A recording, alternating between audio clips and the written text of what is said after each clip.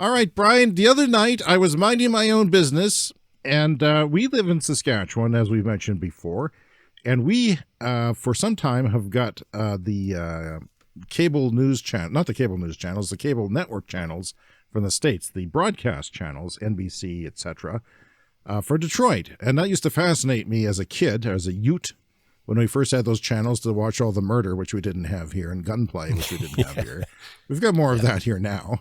But it was quite a fascinating watch. It was kind of reality television that scared the pants off me as a youth, seeing a big city newscast.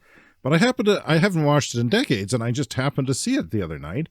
And the top story on it, on WDIV, was that Ford was building battery factories. And that's a big story for Michigan. However, to my surprise, they're not building them in Michigan.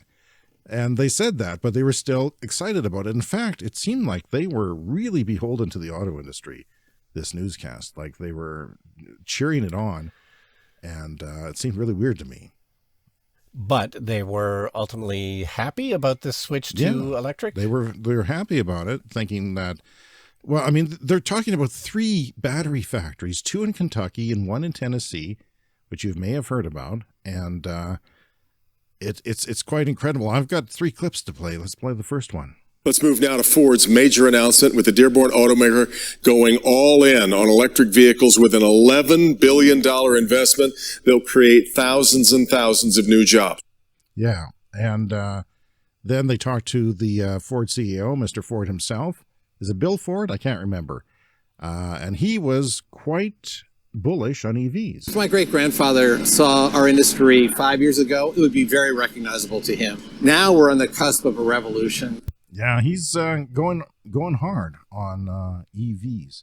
But what really surprised me was the anchors were fairly EV literate. You can sort of hear them talking over each other, but they knew the benefit of EVs. Well, and Jason, the decision makers at not only Ford, but all the automakers know that they have to deal with a lot of buyers who really aren't ready to give up on the roar of an engine and doing it the old gasoline way, right?